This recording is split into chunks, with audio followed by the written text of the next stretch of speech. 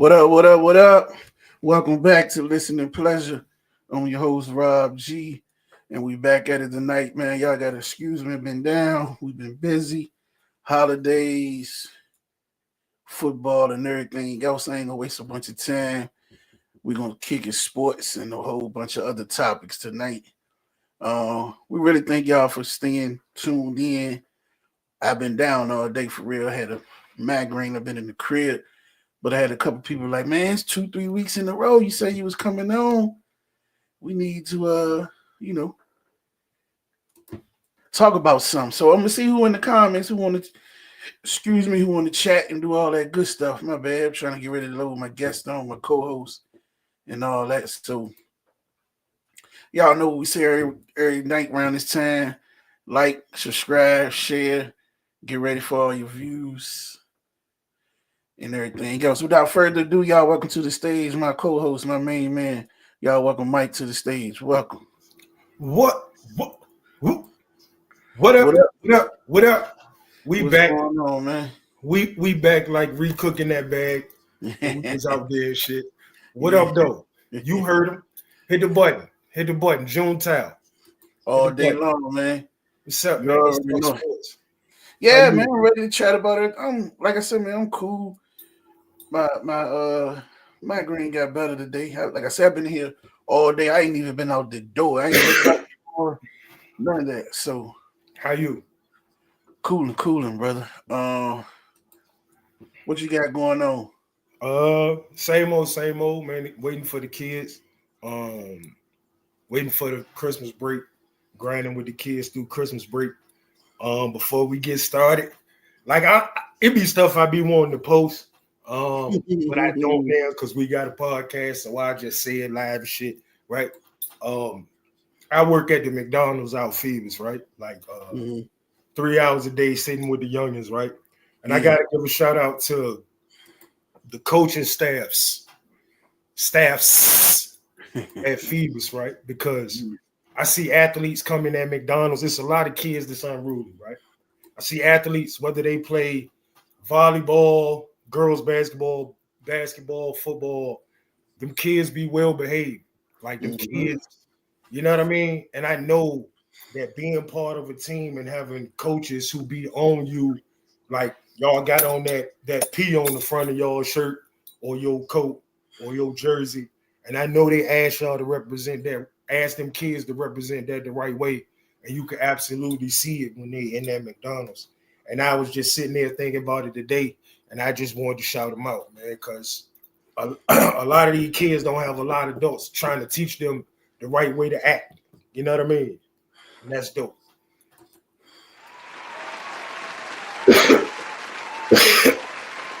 Anybody who know any of them, tag them, let them know.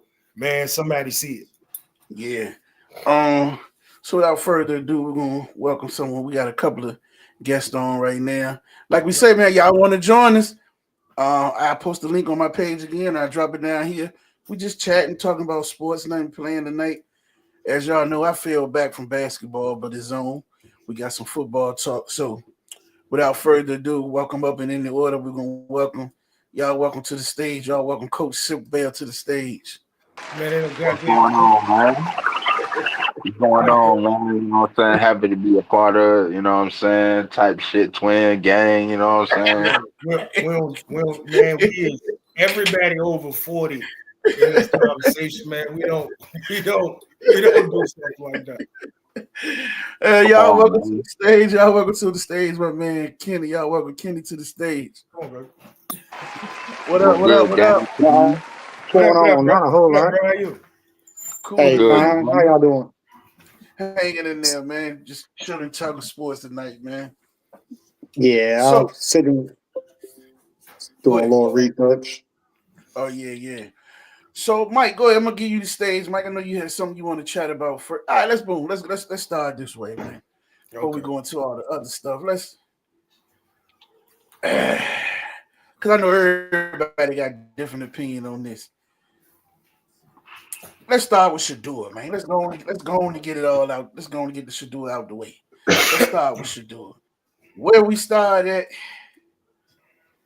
is crazy. we can start with the San Francisco game, the Vegas game, or the whole. So for me, um, man, it's so much to dissect with that. How I mean, we all want to make sure the kids in the right situation. It's clearly staff and everything else don't like them. That's all I can say. You know, in so many words, you can say, "Oh, they training them, or they trying to do this, or they." That's BS. Your coach won't even say your name, bruh. You know what I'm saying? That man won't even say his name. He don't address him. He don't. I mean, it's crazy. Like, so that's that. Then we get in the game where he finally get the first week of practice. I could dig it, the Wildcat situation. I ain't gonna go hard about that. But this game here, we're going for it on fourth down. You gonna put of course, if you get it, they're gonna say decent call. It ain't a great call. They go to try to put the rookie tight. If they had maybe tried in Joko or somebody, it would have been different. But you take the rookie tight end who been hot though, and you try to quarterback sneak with him. You know what I mean? Fumble the ball, and from there, it was down here. At that point, it was an 18 game. You know what I'm saying? So he haven't been playing lights out, but to me, it's a clear day between him and Dylan Gabriel. You know what I mean? He could push the ball downfield, which opened up running lanes, creates more stuff. But I don't know. This is talk about Shador. I'm gonna let y'all go. Who gonna go first, Mike? Your world, you started talking. Go ahead, Jay. All right, so like I hate the fact that whenever we introduce black quarterbacks to a lot of these situations, they don't have a lot to work with. Like when Lamar first came in, I even take it back to Donovan McNabb. The year you gave him a tangible number one receiver, to go to the Super Bowl. Like Lamar Jackson coming to the league, and it took them years to give him like actual pieces around him. And I feel like the same shit going on with Shador. I can go through. I mean, we can go through a list of black quarterbacks that have been in this situation. Justin Fields in Chicago. The only black quarterback I feel like that came in that was actually had decent pieces around him early is Jalen Hurts, but that's because the team had just come off of some success. You know what I'm saying? But in Shador's situation, you battling a lot like Jay Judy, not a number one receiver. And he a bum. Trash. He may not a number one receiver. He probably a number three on a lot of other teams. I forgot I like Isaiah Bond. I like Yeah, Njoku. I ain't even really seen them try to get Njoku involved. That's probably your best receiving option on the team. And I don't even see them drawing up that. I like him too. I like Njoko, and but I think he banged up a little bit. But the I young mean, but tight he end, playing. He yeah, the young playing tight though. end tough. Yeah. You know what I'm saying? So like I would like to But see them. like you say, he the number one option, and he a tight end, so you know everybody gonna be on him. But go ahead, my bad. But He's no, what's you up, go. baby? So I don't think that I think it almost hurts them to start him this year from a optic standpoint because especially during this stretch, these last once they said he was gonna be the starter against San Fran, I didn't really think that they was gonna be San Fran. They got Chicago coming up. Chicago's playing well this year. Like this is a rough stretch of games for them on this back half of the season. Sean, So what up, cuz? you combine that with the lack of talent that they're working with. I think that it's kind of almost setting them up for failure. On top of they let one game, I think they let Dylan Gabriel throw like 58 times or something like that. I think Shador last game he do 25 times, or like I mean he dropped back the pass more than that. But I'm saying Nah, he he had only 25 attempts. right. So like he not even getting the volume. Even when they're down, they're still running the ball. They're not letting him air it out. The play designs, if you look at it, is nobody being schemed open. Guys running like basic routes. There's no pick routes. It's nothing that you see from a lot of the other offenses. And you talking about a guy that's supposed to be a offensive minded guy. That's why he got hired. And you don't see any Yeah, the offense is type of very vanilla, very for vanilla, sure, man. Very for sure. vanilla. But I ain't Even going. I even don't when want to. Dylan was in there, it was vanilla. The thing was they was giving him more attempts or more of mesh and crossing routes. You know what I'm saying? But go ahead, I'm I gonna mean, let they you. were giving him more of the high completion percentage type stuff. You Exactly. know what I'm saying? Like hitch routes, like things to buffer his completion percentage. He didn't really go for a ton of yards, but they gave him a lot of stuff that like buffer like that. Oh man, he completed 60-some% of his passes. I mean, you doing check downs, you doing screen passes, you doing hitch routes, like it's just crazy, man. But I don't want to keep. I'm gonna let somebody else get the floor. But that's pretty much my opinion. I just think that they put him in the worst possible stretch of games, considering that you're not working with a lot. And I want to ask, did y'all see what Dylan Gabriel's fiance said? Yeah. I have not. I did not. Yeah, Well, she said everybody in Hold on the first before you tell me. Do she play football? nah, Ain't goddamn well nobody she sitting don't. around giving a fuck with Dylan. Go ahead, my bad. she I'm saying, said but it adds that stuff it to adds to build to my let you know destiny. it's some bull. Number one, they let you know he be pillow talking and some extra shit. She say everybody in the building want her fiance to play. She don't understand why he not playing. Everybody on the team. And it was something else. Because she responded back. Somebody came and said something. She responded back. I can't remember them. Yeah, it was like the Browns lost. She was like, "What's new?" or something like that, and then that's when she proceeded to say the other bullshit. Yeah. Mm. I'll let you go first, bro. Go ahead, Ken. I I don't know. I'm a Browns fan, and I Oh just damn! I'm just confused. I've been a Browns fan for I guess 8 years now, and the reason why I became a Browns fan is because that certain year they had like I guess 10 draft picks in the draft. So I was like, Mm-hmm. okay, I'm gonna go with the worst team in the league, and hopefully they can draft good or whatever. But for some reason, they just can't get it together. They can't put a good This a together good draft. offense. This a good draft right here. If you take a well, I ain't gonna say take away Gabriel because we don't know. But the Schlesinger, the Fanning, Yeah, uh it's like you got like 5 or 6 dudes that's Perkins. in this draft. Yeah, it's like so this draft you could build on. Just think, and you still yeah. got a loaded draft next year. In my Except opinion, for quarterbacks. Quarterbacks next year is doo doo. yeah, I don't know why they pushing that. So in my opinion, if I'm Cleveland, I go get what you got the number 1 pick, right? What's No, the I think record? thanks to the They're Raiders three one. and they 3-9 now, so I don't know. The Jets the Uh, same records. Who got worse? Well, they tied in the top 3.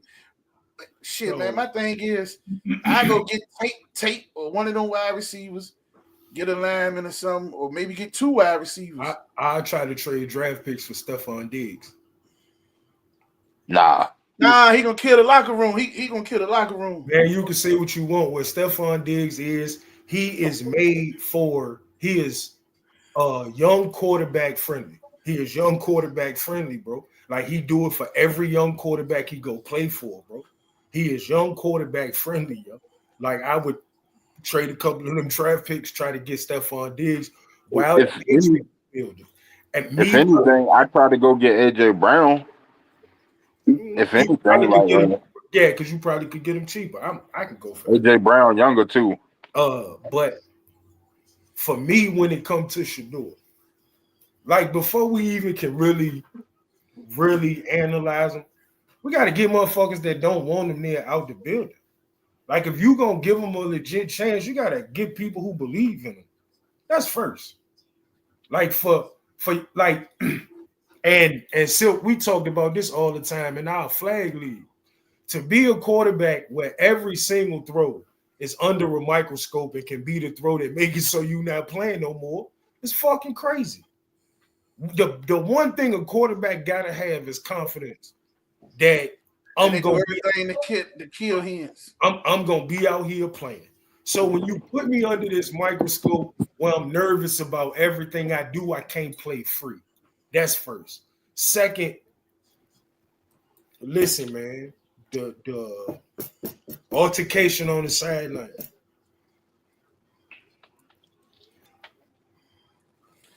Judy, you can't be the nigga second in the league in drops. number one. And then no, I think CD Lamb number one. But he might be number one, but I think CD Lamb number one. But you can't be the nigga that we talk either about. Either one of them. And then go with your quarterback like that. Here's my thing. Why you ain't do that to Dylan, Joe Flacco, or nobody else? It's been known. You've seen the difference in his attitude. I personally think he don't like Shador neither. Part of the reason why I think, like for me, that is apparent is because they call it they call quarterback friendly games for Dylan Gabriel. Yeah. They literally like putting that man out there to fail. Yeah. Like what's up, AB? If you ever see this, when Aaron Brooks was in New Orleans, I used to get mad as shit at Jim Haslett because it was run the ball on first down with Deuce Staley, get a yard. Run the ball on second down with Deuce McAllister, get 2 yards. Then you go ask Aaron Brooks to make an 8-yard throw on 3rd and 7. And then get mad when your quarterback, like the offense so fucking vanilla and quarterback unfriendly. How you expect this man to have any type of success? You don't have no play action on first down, even though you have a run game. Like, and it's literally. I watched the last 2 games waiting to see, okay, maybe on the 3rd drive, we're going to come out and just take a shot, play action, because everybody know we're going to run the play action. Listen, just chuck it up one time. Judy got speed, he going to drop it. Let's chuck it up, and we got Bond. Let's chuck it up. No, but see, that's the thing. As a quarterback, you can't, and I ain't going to get into that. If we get into it, we do. But you can't be the guy that's screaming for the ball, and then when the quarterback turn and you the first read because you don't think the ball coming, you ain't running your route hard. Correct. So because you not running your route hard, you done threw all my timing off in the play chart, and it looked like I did something wrong. Pat, what up, man? When I was really supposed to go up top to you from the beginning. And excuse me right quick. Hey, my wife. Hey, listen. First thing first, man. Jared Judy ass trash, man. You got to get him the fuck up out of there, like it's that's first. You got to get him. You got to get him because you don't know how good the other guys are until you get a comparable number one. You get right now, Bond and Juco, whatever his name is, and Fan, and those are the 3 best receiving options they got. But you don't know how good they really are till you get them a true number one who demand the defense to goddamn it focus on them. Then you can find out how good them other guys. Randall Cobb wasn't really good. He just knew how to play off other people. You feel what I'm saying? Like you gotta know facts. So you gotta build that old line first. Listen, that's what I said too, right? They gotta catch a veteran or 2 in the free agency, and then with them picks, they gotta hit on 1 or 2 linemen. 2 of them picks need to go to linemen, and 2 of them need to go to wide receivers. You know what I'm saying? Defensive wise, they straight, they young. Shooter, what's the boy from here? He ain't even playing. He hurt the boy from Bethel, the African boy. Jeremiah Wusu. So he come back, Schlesinger back. Hey, come on, man. We talking real, cuz. But so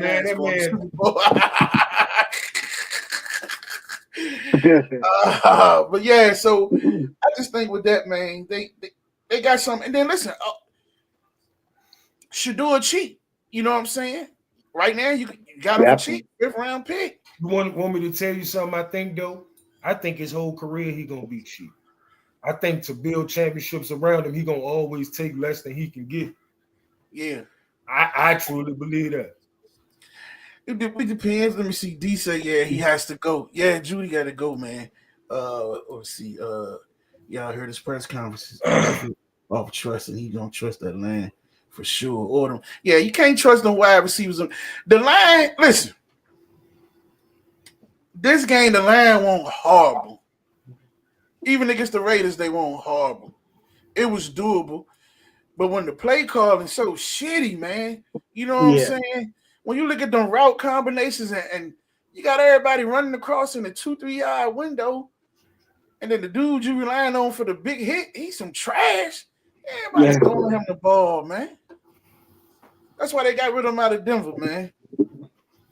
For Uh, cheap, for some dirt. who would be the ideal coach for Cleveland since they can't put it all together. They can't develop quarterbacks.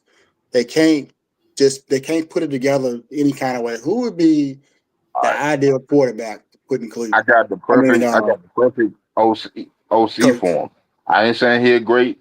I wouldn't take him as a head coach. But I think as far as offense, that nigga Mike McDaniel, the head coach at Miami. Listen, this nigga has a beautiful offensive structure. Okay. Can I speak on Mike McDaniel right quick? For a reason. Yeah, And it's, but you ready? I listen, bro. So it's this narrative going around, right?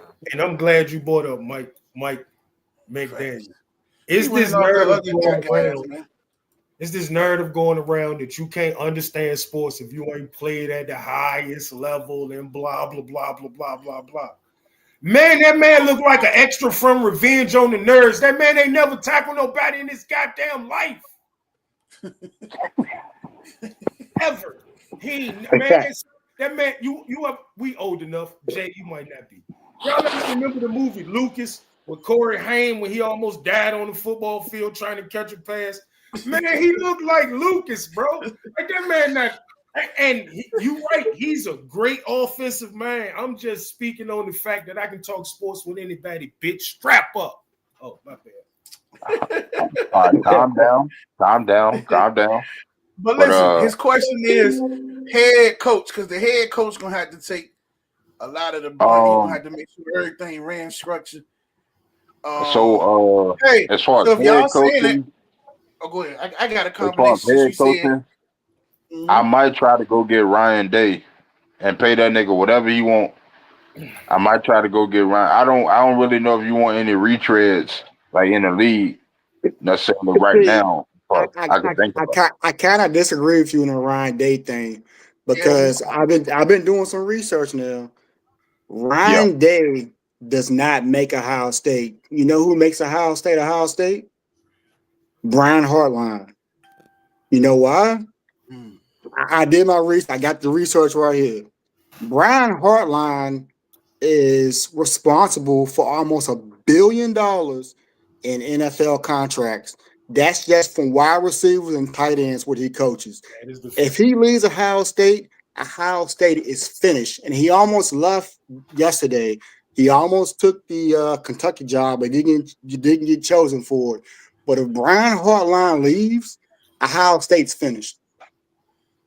I mean, I'm saying, but well, we talking about getting a person that knows how to delegate, like, and oversee the team. I got, But I that's got, what I got, I got something for you. What about this combination? Right? You say you going with McDaniel as the offensive coordinator, right? right. I think they may get rid of him this year. You don't think Mike T will be a good head coach for that situation with McDaniel as the OC? Yeah, but I just don't see him leaving. So I ain't even want to Yeah. talk about and I don't think that Mike McDaniels is like Tomlin type of guy though. Like he looks soft. Like I think he gonna look at that nigga like Mike do. That man might not be able to do 7 push-ups in a row, man.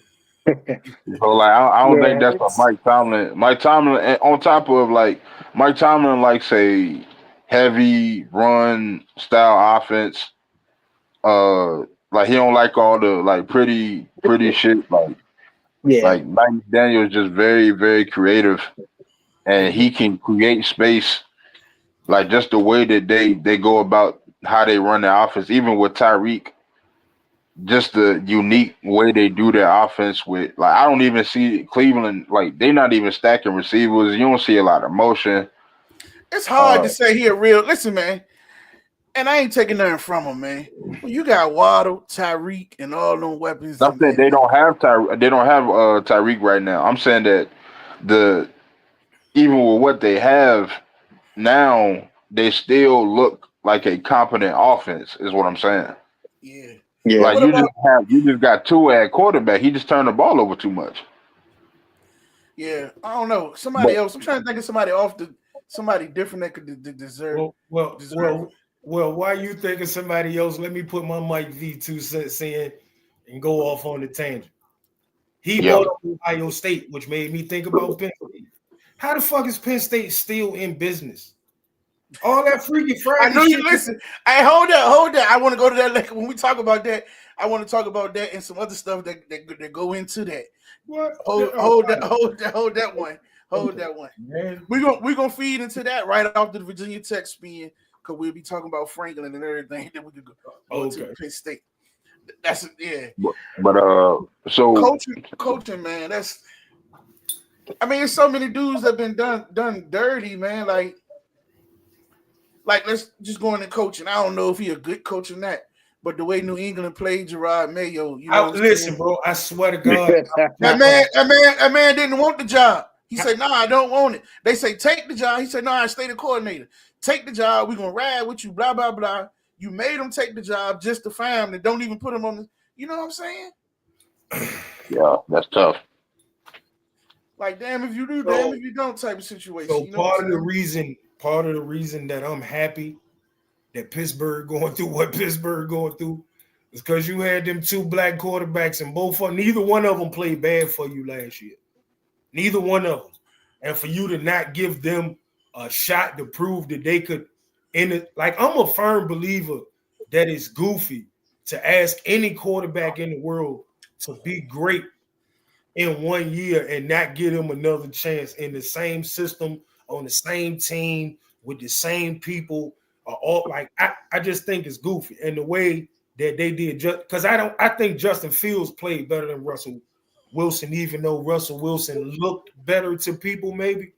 But Yeah. for them not to give either one of them a chance coming in, I'm glad that Aaron Rodgers shit getting his ass kicked all over the football field. And not even to shit to that jump. They could have took Shador, but here's another coach that I felt got. Fuck. While y'all thinking about coaches, because I would think you would have to get somebody who's gonna be the coach and the GM where they can control the narrative from top to bottom, roster and all. I don't think they're gonna do that, but go ahead. But see, and that's why I don't know. Well, the Andrew Berry wanted Shador, so that's not really an issue. That's the GM of Cleveland. To me, all them picks was his picks except for Dylan Gabriel. He Right. gave Stefanski one pick, and he picked. And y'all know they tied together. They got the same agent and all that. Then you already know they had him and Shador had the little beef from college anyway. So the thing that's the craziest to me, like I watched the interview with Cam Ward, where Cam Ward said all year long, we didn't know who was gonna go one and who was gonna go two between me and Shador. And there's a bunch of people that'll tell me that NFL scouts smarter than what I watched on TV for 2 fucking seasons, and that Shador won't NFL ready and Dylan Gabriel Woods. Because people was trying to say it like I just watched Shador Sanders. Man, nobody had Dylan going in the 3rd round. People act like I just watch Shador like I don't just watch sports. Like I watch, man, I don't care. If I'm up at 12 o'clock, I watch Hawaii versus Idaho State, nigga. Mm-hmm. But I listen, don't know none of the names of none of them people. I just love sports. I know what I'm looking at, though, and I know it won't no reason why that man was supposed to be in the 5th round. Period. I don't care. But these are the same people that tell you that he shouldn't have been drafted. But before we come into the season, the Manning boy is the favorite to win the Heisman. Off what? What he did to be the favorite to win the Heisman coming into the season. His DNA. Exactly.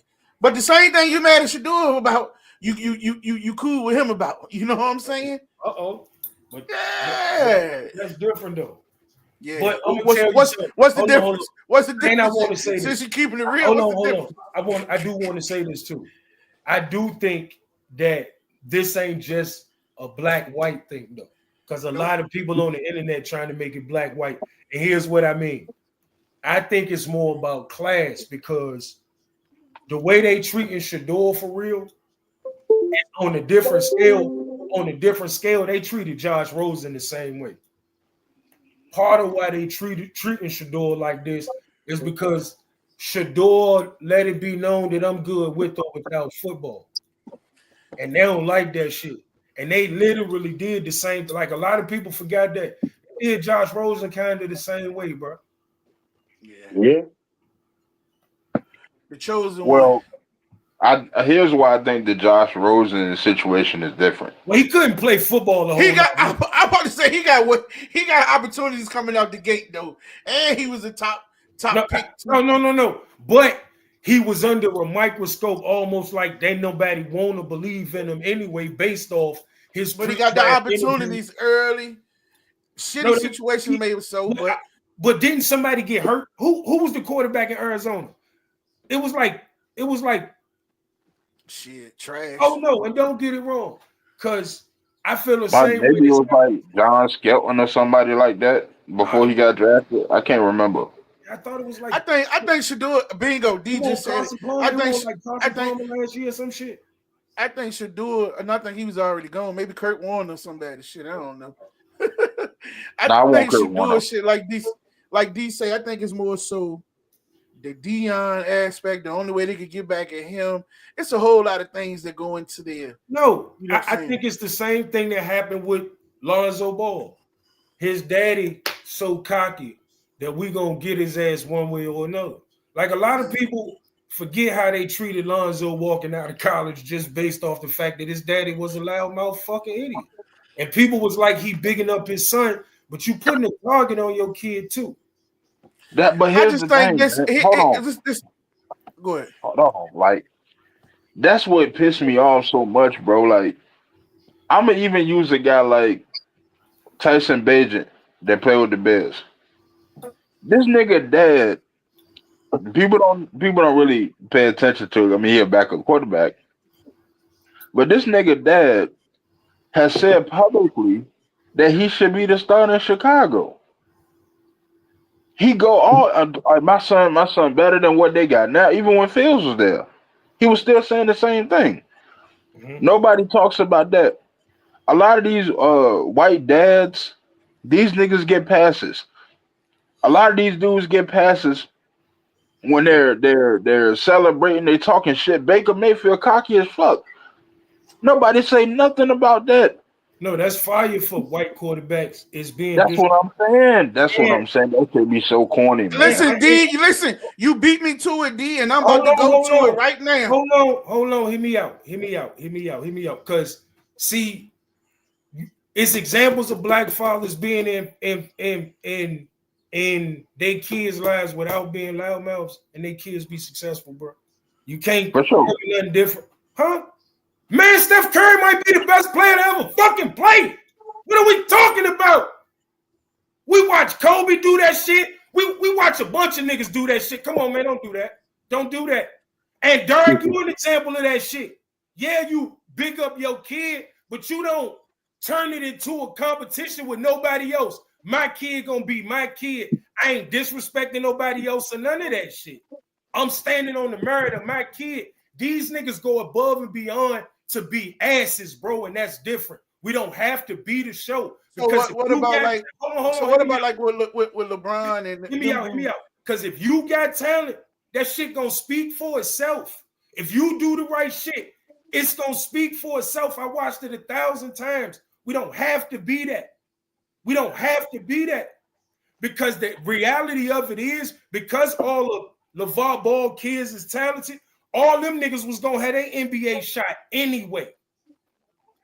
You didn't have to be, goddamn it, on TV drawing a target on your kid, and then the NBA don't like it, so they give him Patrick Beverly in his first game and tell the referees, and you can look this shit up. Patrick Beverly talk about it. And Pat talked to the referees, and they let him beat up on that kid in his first NBA game. And I believe it fucked up his whole fucking career. To me, I mean, injuries. I think injuries probably did more than that fucked his career. Like the nigga hurt all the time. That's part of it, so but you know what the fuck I mean. We're gonna switch it up a little bit. They talk about how good the son is. Hey, D, that's not true. That nigga LeVar Ball, while Lonzo was in college, got on TV and said, my son better than Steph Curry right now. Ain't nothing Steph Curry can do with my son. Ain't nothing LeBron can do with my son. While he was at UCLA before he ever entered the draft, bro, that nigga daddy was on TV making a mockery of his kids from the beginning, bro. I swear to God. Like, and you know, I don't even watch social media, none of that shit. That's how I got introduced to the nigga, bro. I swear to God, yes, he did, bro. Yes, he did. Yes, he did. We're going to the college world right quick since we're doing that. That way we can hit on this Penn State and everything else. Me personally, I want to go before we go to Tech. It's gonna be crazy to segue to them. Hey man, shout out to UVA, man. They wearing them old uniforms. I love seeing that. Just for the state in general, just remind me when Brooks and Poindexter and them boys was there. I said it. I think it was if it wasn't last year, it was the year before. I can't remember because I ain't been really on. So I said, they was losing, but I'm like, yo, they in every game. It's like a 6-point, 3-point game. Eventually, that's gonna turn around. You know what I mean? I think they dropped 1 or 2 games they could have had this year. Especially the one when they was ranked high. They took that stupid loss to somebody. I forgot who it was. It's NC State. Yeah, so then that's what they ended up. And Wake Forest, boom, yeah, and they end up playing. They about to hit NC State again, right? Nah, they about to play Duke for the ACC championship. Yeah. That shit sound like a basketball game. I ain't been watching Duke. They've been rolling too. They both done turned their programs around. So that's huge. mean, honestly, everybody not everybody, but if you a big name school that want a football school or want a basketball school, but you got a big name, like you still a prestigious school, man, you got big name people who come from that, man. NIL money, crazy. You can turn the other programs around. And the way they giving out money, like I don't know how last year people didn't expect Ohio State to win the national championship. You spent $25 million in NIL money, didn't it? Yeah, this year they at 20.2. I mean, you got a baby NFL roster, nigga. You better win the national championship. What are we talking about? Yeah. You know, pretty good. It's crazy. It's crazy. Then going across town, man. I don't know, man. I'm excited about Tech, man. I think Franklin coming in, it's a good move. They're gonna come in and compete right away. They ain't gonna be. I say they're gonna be decent this year. The next year they probably in the ACC championship, maybe. You know what I'm saying? Yeah. If not, year 3 for sure they run it through if he's still there. Only thing we're gonna see how much he get in this portal. Like they bringing in some big pieces. Shit, I just happened to look before we got on. I was looking in the guys coming out of high school. They went O-line crazy. I think it's like 8 of those guys, 8 O-linemen I think coming in. 8 linemen. I ain't gonna say O-linemen because some was D linemen. Well, I think it's 3 D linemen and 8 offensive linemen total so far. Well, I truly believe it don't matter what level of sports or football you playing, that's where your team start at. Like, we know the names of people who touch on the ball, but championships are won from people who make it so them people get to do stuff with the ball. Facts. As an Eagles fan, I ain't never shied away from talking about that the offensive line and the defensive line are the stars of my team. I don't care who the people are with the other jerseys on. Like Mm-hmm. build a team, you build a team the right way, and that start since I was a kid from being able to change the line of scrimmage, whichever side of the ball you want. I look at, um, I just think dude coach a good solid team.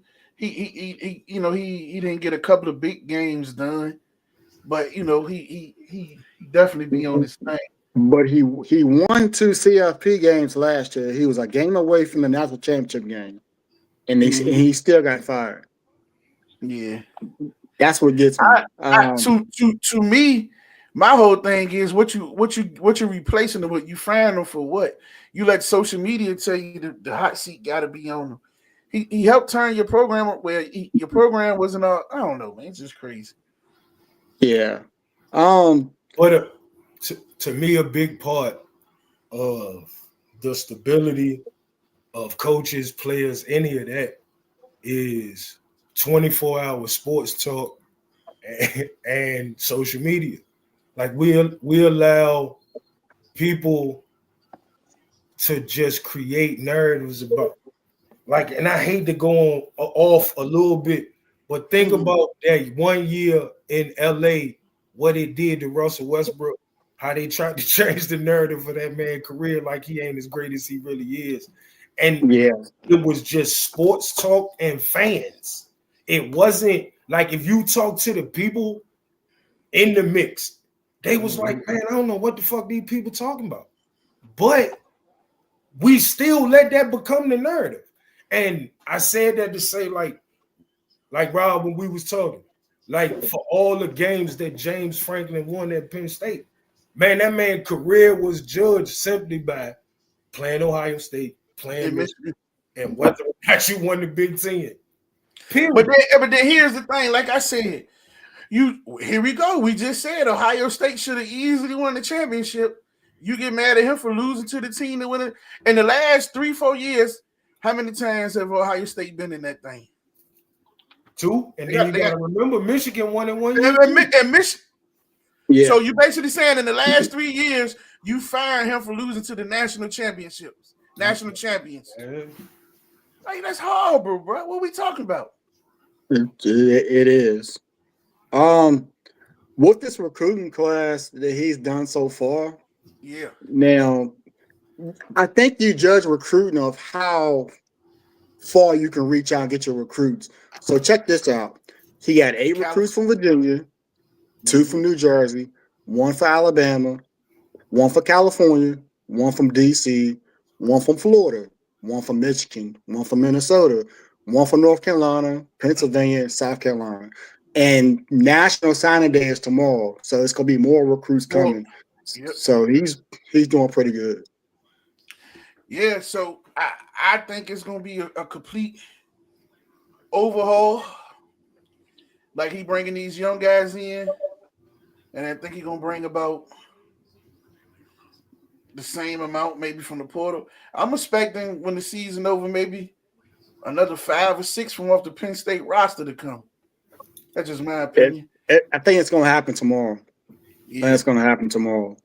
And then also funding is up for Virginia Tech big time.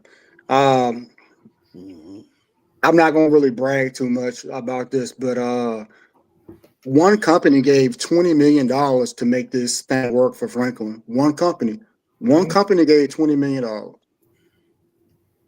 And I personally know somebody who gave 123 acres of land to Tech to make this thing work too. So it's a lot of people that really want to win, and they're stretching whatever funds they can to turn this thing around. And I know UVA has a lot of NIL money. UVA, I think, is number 14 in total NIL for this year. Their NIL for this year was $12.7 million. So I mean, these teams are dead serious about this, man. this NIL money is crazy, but NIL money is only one factor that you got to have to put together a football team. You got to have good assistant coaches. And that's one thing I'm worried about right now with Tech. They have not announced who the assistants are going to be. And once they do that, I think I'll feel a whole lot better. Mm-hmm. So far, man, he's he's killing it. I think this is the best recruiting that we've had. I say we because I'm a Tech fan. We've had since like 2012. We haven't had this uh, number of recruits this highly rated in a long time. And also, I was doing a little bit of research today, not to get off the Tech topic or whatever, but when you look like in 247, they say how many commits like these teams Mm-hmm. got. Mm-hmm. You realize that UNC this year, this cycle, has 39 commits. They got 39 kids coming in this cycle. And they have an NIL of oh my gosh. It's up there. It's like 14 million. They got that Jordan money. So, they could Yeah. snap off next year and pull it off too. I know Belichick his first year ain't been doing that good, but with that money and those kids going in and out, they could pop off too. But Yeah. I think Virginia Tech is gonna they're gonna be back, man. And we've got, I think 7 of the top 15 recruits in the state this year. But the thing that Franklin's going to have to break into is he's going to have to start breaking into this top 5. Now, the top 5 kids went to South Carolina, uh, and all these other universities. Oh, Michigan. Michigan has 5 of the top 10 kids in Virginia. 5. Yeah, but they connected. They got that, and they got that bread. They got a couple of. They've been getting from kids from VA for the last couple of years though. Mm-hmm. Their NIL is $16.3 million this year. $16 million. That's crazy. Them Yeah, kids are making money, man. these are UVA Whew. quarterbacks get crazy NIL money. Yep. At 14. Can I say something? Yes, sir. What? When he brought up UNC, that's something definitely that I've been talking about, man. And it's sad that I gotta say this, man. But one of the greatest coaches of all time, that nigga making a mockery, man. And I'm talking about all field stuff, the on field stuff. Like one of the biggest things that you had to respect about this nigga Belichick is like Getting it. he kind of walked it like he talked it. Like I don't want y'all going out here being a distraction to the team. I don't want y'all doing anything that that makes more headlines than than the winning. The winning should be the headline. The team is the headline, not an individual. Yeah. More people were talking about who this nigga dating than the That ain't. on-field product. But that was on him though. He ain't Hold on, hear me out, hear flashing. me out, hear me out. Hold on. Yeah, he is though. He is though. He's What I'm showing saying up is, with his girl like any other man would. They just hate that she young. Go ahead. hear me out though. So, say for instance, Rob, you show up to like a kid's game, like you going out there to like a high school, you know what I'm saying, something like that, and you just got like you pull up on some like almost pimp shit, like it's the imagery, like they It's who you what you want, perceive. I get It's that, what you perceive it as though. Cause to but me, like he didn't get pimp vibes. He didn't get pimp jump. You just know he old as fuck, and you know she young as fuck. So you figuring it got to be something there. That man having fun, enjoying his life. He ain't say nothing crazy about his wife. He ain't do nothing crazy. Just showed up with her on his side. The internet took it and ran with it. He didn't do that. But see, My point though is even in New England, those guys were not doing this type of stuff. Is what I'm saying. I'm talking Like about kids to professionals, though. That's a whole different level too, though. Go ahead. I'm saying. I mean, they college guys is still young. You know what I'm saying? It's still impressionable. On top of like you've been losing since Brady left. They had the 1 year. I think they went to the playoffs with Mac Jones. Like you hired fucking Matt Patricia to be your OC. I think he's doing a phenomenal job. I think he at Ohio State now as the DC. Yeah. Ohio State, yeah. Yeah, like you were just doing stuff that was tarnishing your legacy before you even went to UNC. Yeah. This is what I'm talking about. I'm not saying just that one thing. I'm talking about the overall scope. Go ahead, Mike. you ready? You ready? You ready? Yeah, what's up? It's a whole group of people who say Tom Brady can't be considered the GOAT because he a cheater. But then it turned right back around and called Belichick the greatest coach like he won't part of that cheating shit. And I can't subscribe to that shit. I don't give a fuck about X's and O's and none of that shit. Fair. If you call one of them a cheater, you got to call both of them a cheater, right? Facts. And regardless he of- don't have no scandal. Fucking Bill Parcells don't have no. Well, Bill Parcells let a nigga play on goddamn it, illegal drugs. If you don't ain't steroids, you ain't never seen a crackhead put a goddamn entertainment cab at 2:00 in the morning. And man, Lawrence Taylor, if he didn't talk about smoking crack before playing football, y'all call him the greatest player ever. But you tell me Barry Bonds ain't the greatest player ever because he used steroids, man, that's the craziest shit ever. To me, Yeah. the steroids aspect, I understand that more as far as like why he was that on shit. crack. Hold, hear me out. Hold on. Let me land. I'm agreeing with you.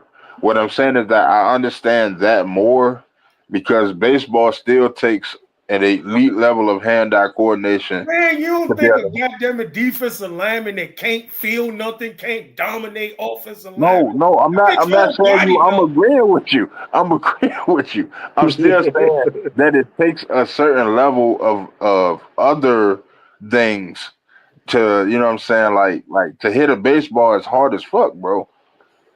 And as many times as he did it, no matter how strong that nigga is, you still got to be able to lock in and hit that mother. You know what I'm saying? Like it's still that to me that's more They impressive. just didn't want Did out of you all the see dudes in Lawrence Taylor baseball running that do through? whatever. They Did you just didn't see want that Lawrence dude Barry Taylor Bonds. running through 400 pounders like they won't dare? Man, that's the same shit. Nigga. So you trying to tell me like being on crack enhances you to the point to where like a nigga that's 100 pounds could beat your ass is basically what you telling me. No, but you seen goddamn it, Tyrone Biggums. That nigga picked up a bus. This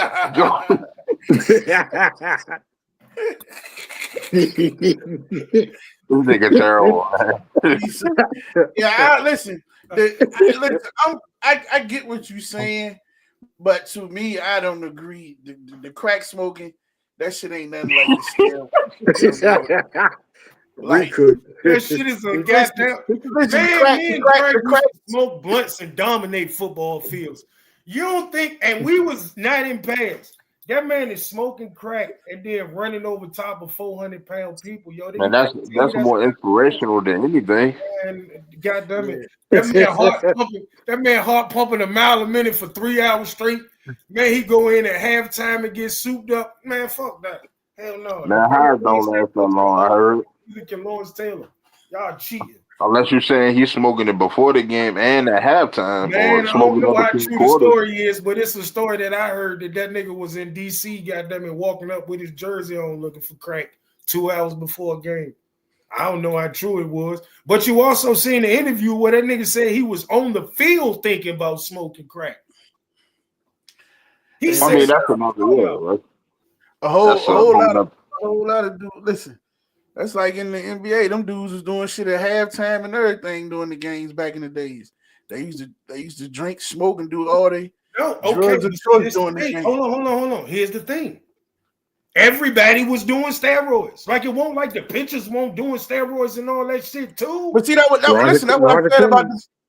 That's what I said about the Bonds joint. It was clearly they just didn't want. They was on him for No, out of all them dudes. Yeah, But see, that's what. Barry Bonds was a Hall of Famer before he went to San Francisco. He was a Hall of Famer when he was skinny. Yeah, The steroids was just a bonus. But if you base his numbers off before he went to San Francisco and actually got on steroids, he had Hall of Fame numbers. yeah, no, that's the facts. yeah. And they So gonna do him just like they did Pete Rose. They ain't gonna let him get in until he die. Man, that's heartbreaking, man. That's heartbreaking. They did that Well, man dirty. well, Pete Rose, I feel like is much. If I find out a teammate on steroids, but you're still helping my team, I can't be as mad about that. But a nigga just flat out being like, let me point shave, let me goddamn, let me. That's a much harder pill to swallow, in my opinion. Yeah. Like a nigga that's on steroids, like you're trying to get better, albeit by nefarious actions. You're still trying to get better to overall help the team. Versus a nigga that's like, nah, I'm gonna go out here and lose on purpose. That's insane to me. to Hey, me, hey, to me, listen. for the Pete Rose shit, right? When they allowed legal FanDuel and all that gambling on the games, his shit should have been wiped off then once you start doing that. Uh, I agree. uh, I don't care what level of sports is on. Like nigga Mike, like Rob, we back in the day playing flag.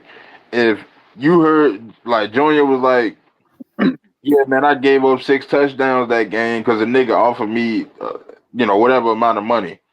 Yeah, I'm like, nigga, what?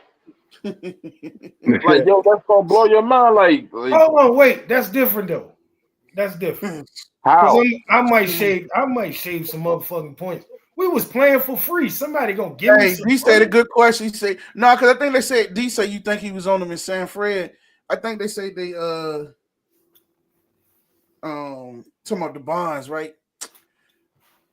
They say he didn't get on the steroids until he got to San Fred, right? Yeah. Yeah. So when he was in where he was at before San Fred? Pittsburgh. Yeah, Pittsburgh. Yeah. I don't know that whole Oh, I'm bonds. gonna bring them stats up. Yeah. Barry Bonds. Um, But all them dudes was known. They knew it, man. no, I'm just kind of fair.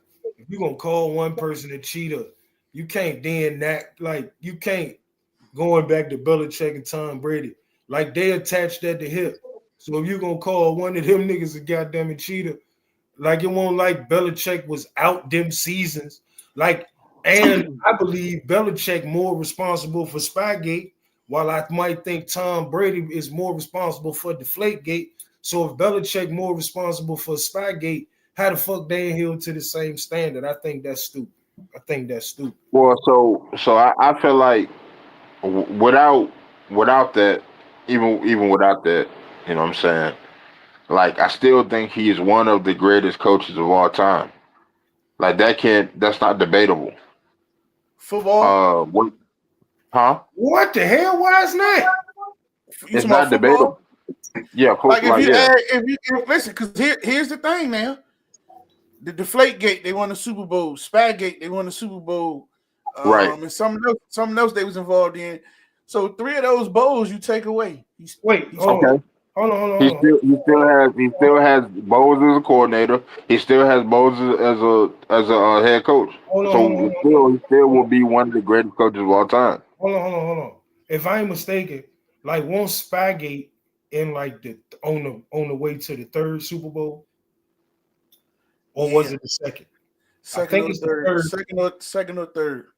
So how we know we Any other should them other jumps with it we should be came through. completely sure that the ones before that came from Spygate, because we only found out about Spygate because a coach who was on his staff that was winning. I want to say it was Eric Mangini. He was Right. winning, getting them shits, and then when he won't there no more, then he told. So we don't know how long that nigga was doing that shit, right? And if we They went the Spygate shit. He said how was it cheating to everybody? The Spygate shit, I think they went to the people practices and recorded that shit, right? if we got equal talent, if me and you, if you coaching and I'm coaching, and we got equal talent, and I know your plays and signals, bitch, I'ma beat your ass. He said how was it cheating?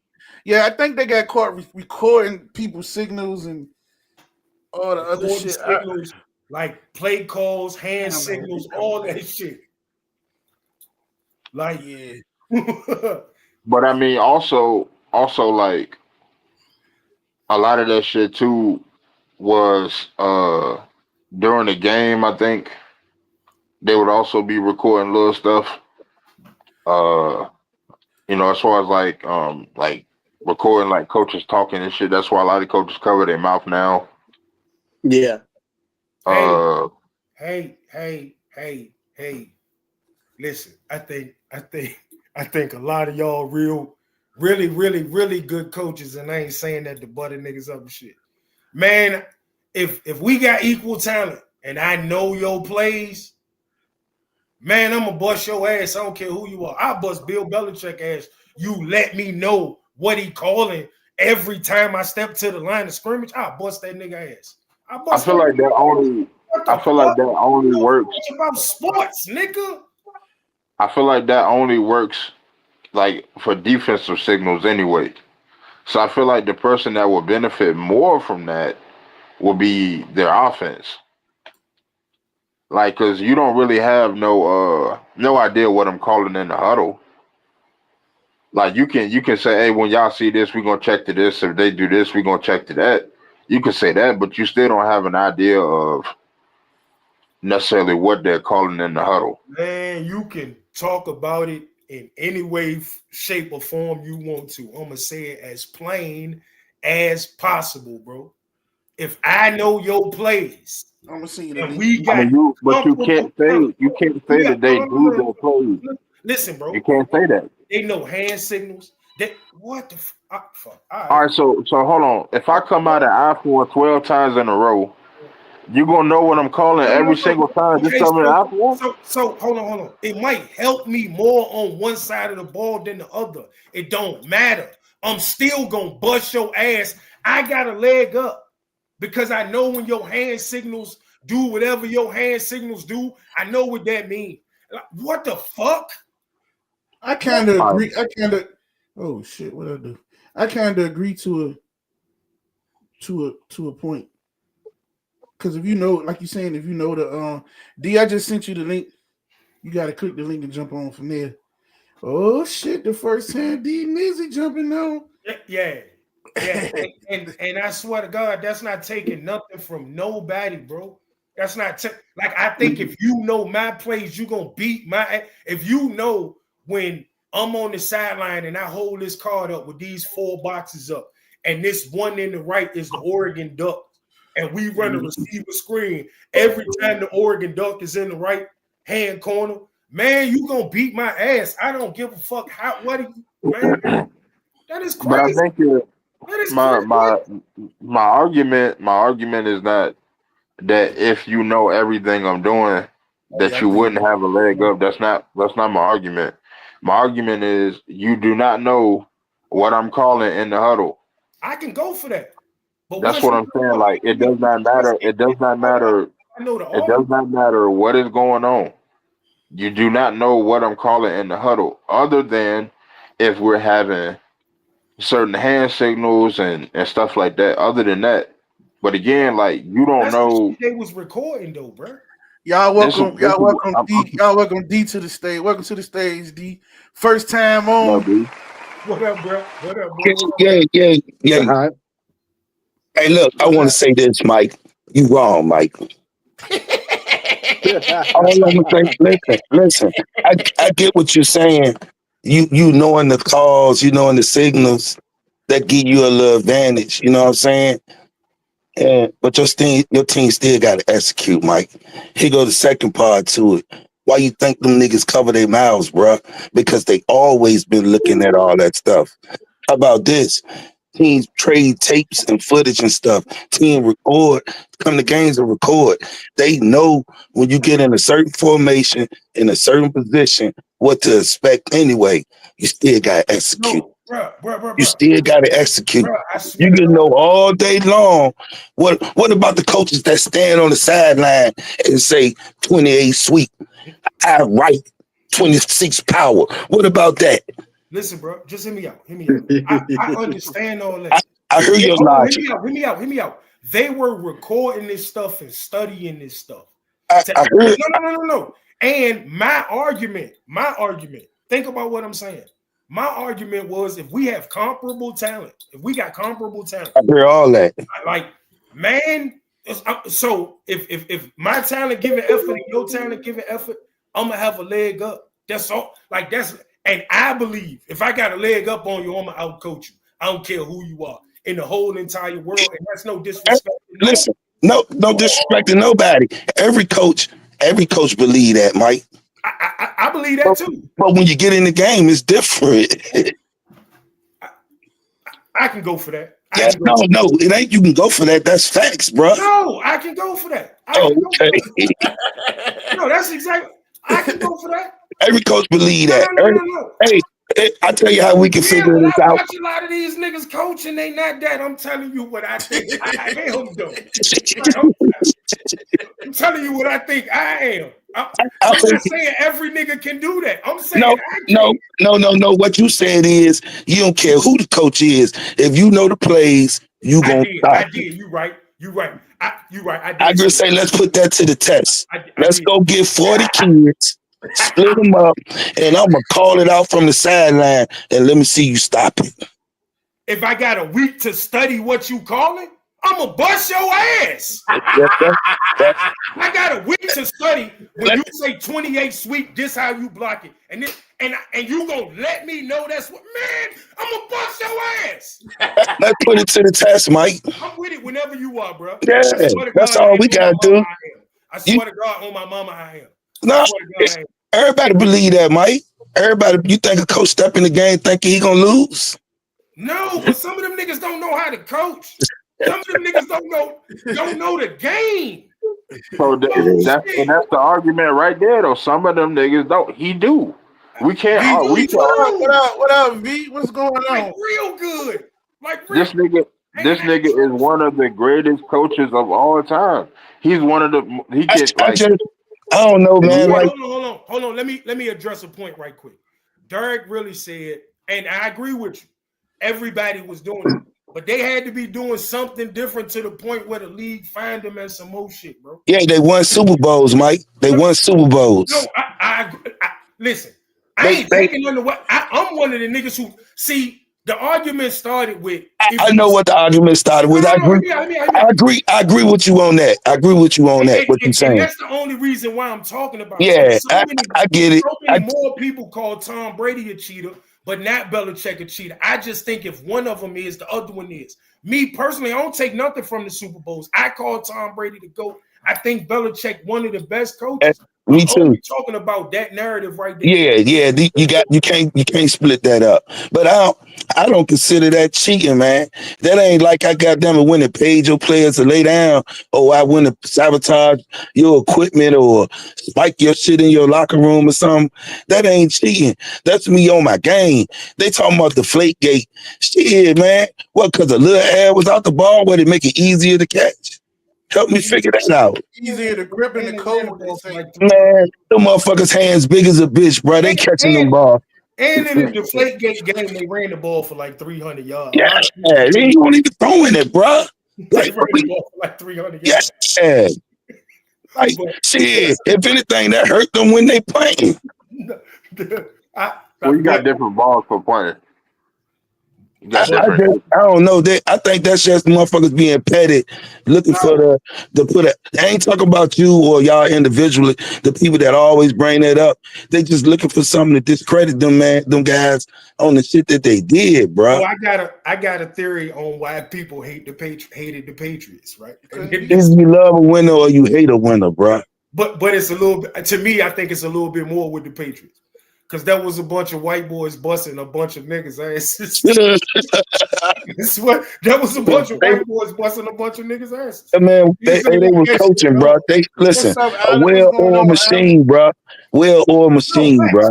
facts. Like on some real shit, and Silk, you can't deny this. I always talk about the Patriot way. Like, I think the Patriot way is the way to go win. Man, if we ain't focused on, if you ain't focused on winning, get the fuck from around here. Listen to players talk. Listen to players talk that played for them then and then went somewhere else. Everything they did was totally different, bro. They was prepared for everything. No facts. And No they facts. respected No once they really fact. That is the respected fact. Floyd once they left. And they had the perfect guys, the leader, and everything. No, that is the facts. I just think it's bullshit because that's why them dudes go through so much now to cover their mouth, the hat. That's why you got 3 and 4 guys sending in signals. Motherfuckers been recording that shit and watching that shit. Everybody looking for every advantage they can get on the field without crossing the lines. I can go for that. I can go for What that. y'all think about Florida hiring what's his name? What's it? Somerville? And then who they hired as their coach? Who they hired, Kenny? Oh, for, what school again? Florida. He was from Tulane. Yeah, Somerville, ain't it? Somerville, something like that. Yeah. Somehow, Yeah, Somerville. Yeah. as a Gators fan, I don't really know a lot about him. I don't really watch Tulane like that. They was hot 2 years ago. That was the move they should have made. Yeah, I agree. Say don't nobody really know about Tulane, but that dude made them hot. Yeah. My thing So is, yeah, one you thing. putting a lot of pressure on them, bringing them to the SEC, and Florida been kind of iffy the last couple of years.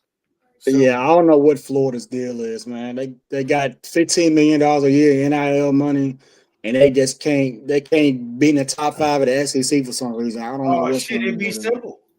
You can't play college football without having a solid quarterback. Exactly. It's literally that simple, bro. Exactly. It's literally that Yeah. simple. You can't. Like It's almost like college basketball. If you don't have a legit point guard, man, your team playing for nothing for real. Playing for nothing. Like it, and Florida just can't hit on the guys they bring in to play quarterback. Hey, and listen, man, it's them days. it's like they get the same type of dude over and over. It seemed like. Mm-hmm. like Anthony They lucked, Richardson they had lucked, no listen, business. I was just about to. They lucked up with him, and he just had the deep ball with all the talent around him. They lucked up getting back with him for a little while, but They been getting quarterbacks Yo, like that, bro. and let me say this, and I don't know the kid, and if it is what it is, it's guys like Anthony Richardson that piss me off about this shit. Because a guy like Anthony Richardson get every opportunity to fuck it up, and the nigga Tyrod won't get one shot to show niggas he can really play football, and that shit drive me nuts. Tyrod just had a hard break, bro. Look at all the injuries. Soon as he be ready to take over, something happened to him. He just had quite a rough, bro. But then in Cleveland, he gave him the first non-loss in fucking 2 seasons. And in the second game, you pull him for Baker. You don't even give him a chance to play with them people. Yeah. Yeah, the play calling was totally different too. And one man routes. Not to mention, he won't never supposed to left Buffalo for a motherfucker named Nate Peterman, who had 4 interceptions in his first 6 fucking pass attempts. And that dude's still in the league, man. Still in the league. And not to mention, he took Buffalo to their first playoffs in 20-something years. Him and Shady with one leg, bro. Him and Shady with one, that is crazy. And it y'all want to hear something funny? Yeah. Y'all want to hear something funny? All right, so when y'all first started off talking about Penn State, how they can't get a coach. All right, so they were supposed to get the BYU coach, right? Yeah. All right. So Y'all know about crumble cookies? You ever ate crumble Yeah, cookies? yeah, yeah, yeah, yeah. I seen it, but Okay. I ain't never had it. All right. So the billionaires that support BYU got wind of it that he was going to leave. All right. So the coach was only making $4 million a year at BYU. When the billionaires got wind of it that he was going to, particularly leave to go to PSU, they Change his contract. stomped in, gave this man a 9.5. They bumped his salary up to 9.5 million from 4 million. Okay. And gave him $15 million in NIL money. Jesus Christ. Well, goddamn. Yeah. But he listen. That's why Penn State don't have a coach right now. They keep and BYU like it for they simple to what they do, the type of players they want. He stay with them type of players. That whole type of it's a culture and everything with them people. So that's because them players they like 30 years old playing college football because they go on those missions and stuff. Mormon missions and all that shit. Well, yeah, they're like 25 years old when they come back. I personally think Penn State is Sodom and Gomorrah and should have been burned to the motherfucking ground. So I kind of root against them all the time. Yeah, they got even if you don't go to whole well shit. No, listen. It wasn't just a football Too many program. people knew it was going on for too long. Think about what I'm saying. If no, I dig it. When I was about to say people, like 58 people would have went to prison, bro. If those was black people, like 58. Hey, Mike. That was HU, man. 58 people would have went to prison, bro. Hey, nah, bro. That shit go on deeper than that, though, bro. That should be going on at a lot of schools, bro. And they supposed to be burnt to the ground. Yeah, I feel you, though, but that shit don't come out like that. Them people have that shit, man. Penn State, somebody, what they call it, they had a whistleblower, bro. Yeah, no, fact. That's fact. That nigga saying that's what about the dude? He was if you hold on, hear me out. I agree with you. But man, we also come from the streets. And if you tell me a camera it's on the corner can record me selling somebody something, and 6 months later I can get indicted from that, and somebody can tell you somebody was humping on kids for 32 years and a bunch of people knew about this and they all ain't get indicted. But you tell me I can know somebody murdered somebody, and because I knew I can go to prison too. Man, we got to start holding these people accountable, bro. You right. You definitely right about that, though, bro. But shit, look at the junk at Virginia. No, was it UVA? Man, they supposed to have the dude that shot the football team up. They was saying something about they was molesting the boy. At Norfolk State, the dude tried to kill somebody because not try. I think he did because the football team molested him. That's at Norfolk State, bro. Like that should be coming out, and motherfuckers had that shit under the rug. Like that shit was just at Penn State. At Penn State, they really in the limelight, so it really hit hard, bro. It really hit hard. Like, y'all ever seen that video? And this some Paul shit, but y'all ever seen that video where I think Anthony Davis, when he was in college, like the niggas had him on the ground, like on his stomach, and they was like playing in his booty and shit? No, I haven't. That's the first time I heard of that. Yeah, bro, like that shit was insane. And we talking about 6'11" Anthony Davis? Yes, nigga. Like they like. Fuck, that's another. And the nigga was playing. Nah, bro. That should be crazy, bro. I'm telling you, man. Man, some people got to do some stuff about this, right? But niggas need speaking up on it though. Niggas need to speak up on it because them dudes. Look, just think about it now. Let's be for real now. As a man, the first thing you said, like, shit, that couldn't be me. Yeah, what you gonna do when goddamn it 10, 6 foot, 300 pound niggas hold you down? What you gonna do, Mike? Go to prison forever. You say that shit, they gonna play in your ass, goddamn it. I'm fair. they gonna win.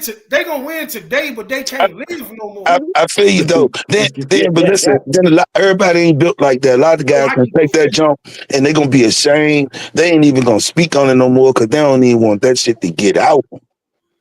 That shit deep like that, bro. Yeah. Yeah, it's definitely different times we living in now, man. I tell you. Yeah, we gotta find a way to stop that I'm culture. going to make. How about this? How about this? How about this? If y'all think that shit new, y'all sleeping, bro. No, If you no, think no, that no, shit just started happening, you sleeping. no. No. It's definitely. The part of it I'm speaking on is how high it went up of them people knowing and how long it went on.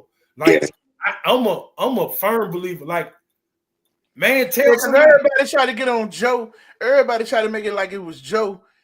And I think Joe just his thing was shit, man. What if I told? What if I went to the people? What if I said something? So sometimes it just don't be the school, man. Like you say, these boosters and people in That tag, damn they right. This tied into motherfuckers running shit that's behind the scenes. the sheriffs, the community. So when you go to the police, that shit disappear. And No, then they on you about some other shit. So no, but see, I can go for all of that, right? But that's like I'm holding the law enforcement and all that shit accountable. Once the investigation look, started, hold on, just hear me out. Once the investigation started, it wasn't supposed to stop till everybody involved with that motherfucker was tore down. And what, like, it would have been something different if they would have told us he was doing it, and as soon as somebody knew about it, they say somebody told 8 years before we found out about it. So Wow. I'm pretty sure it was told more than that. more than that, me too. no, and that's but see, and That's that's what matters who you go to. no, but that's what I mean when I say once the what I'm saying. investigation started, more people supposed to went to prison. Listen, here it is. So check it out, like he just said, right? BYU found out your boy leaving, and they just gave him 9 million plus 15 million and all this, that, and the third. So imagine it's these group people you talking about with these billions, the 4-5 people that's about to get charged, they sons. They running the jails, they running the courts, they running everything else. So when you go tell, you get a report to that person, they give it to them, it disappear. They come see you. Now they got something to saying. Money talk, man. You know what I'm saying? Yes. Yeah. Sure do. Money talk. You tell again, you're gonna be missing, you're gonna be gone. We'll come up with something or whatever. You know what I'm saying? Like, not saying you should bite the, everybody can say what they're gonna do until they put in that situation where their life. Goddamn right. When your life on the line, bro, you don't know You gonna what you move different, nigga. You gonna move different. especially when you're talking about money, billions that can track down, hunt you down. And you know these people, like we talking about in our city, and we move to be a bunch of niggas. But you gotta think about like small communities. Like that campus, a small community. Everybody know who running it. We might see who running it on paper, but when you actually there, you know who's in control. That shit be crazy, bro. And they be running the whole town. Yeah, here you go. We got the mayors. You got the mayors and the governors and the policemen. They running the city, but the niggas on the street know who really running the city. Yeah. Mm-hmm. Who they answer to. So it be a lot, and people do be telling, man. But that shit ain't right. Yeah, but it ain't right though. I'm with you, Mike. Right. It ain't right at all. But it be. And Joe was so old, it probably crushed him to go back to deal with. Because what if he come out and be like, man, we've been telling the police in on this and blah blah blah. You know what I'm saying? No, and it's gonna sound crazy, but I think Joe wanted to go. I think once football was gone from Joe, I think Joe wanted to die with his secrets and never have to deal with it. I really feel said this, and Deacon remember this. I said this. I said, man, if they stop that man from coaching, that's all he know. He'd die within a year or two. That's what killed him. Later. Yeah, that's what killed him. He was in perfect health before all that stuff started. And then once they scanner started, he died within 2 years of that stuff. Because he ain't coaching. Now he got to relive. What if it was kids he really was trying to help and he couldn't, bro? Now here it is, I'm old as hell. We got to deal with that again. Hey, y'all might be right too, but listen, think about this, man. Look at guys, and I know this from experience from the job I work on, been there 15 years now. Maybe guys that been worked there 20, 30 years, bro. When they retire, They be they gone. die within a month, man. He ain't got no reason to get up in the They morning. ain't doing nothing. Yeah.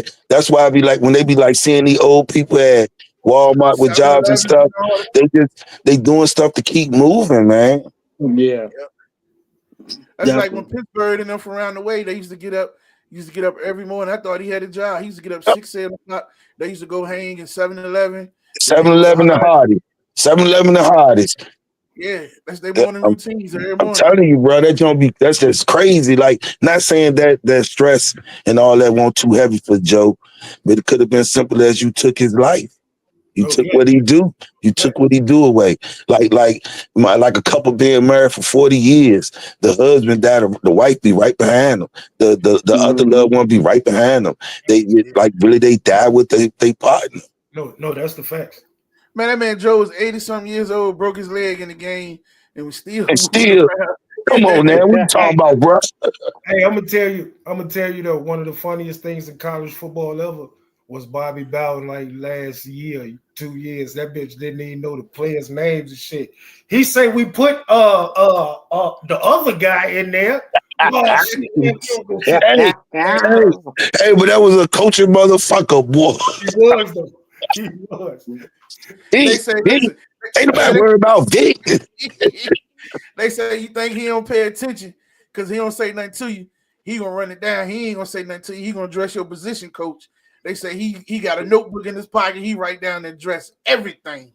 Yep, I heard about that. Say, yo, you'll see coach. He walk right past, don't say nothing. You see him on that notepad. Your position coach come right to you later. Say coach was Yeah, on everything, man. Him and yeah. Mickey Andrews was a terrible combination, man. All right, I wanna go off football for a second.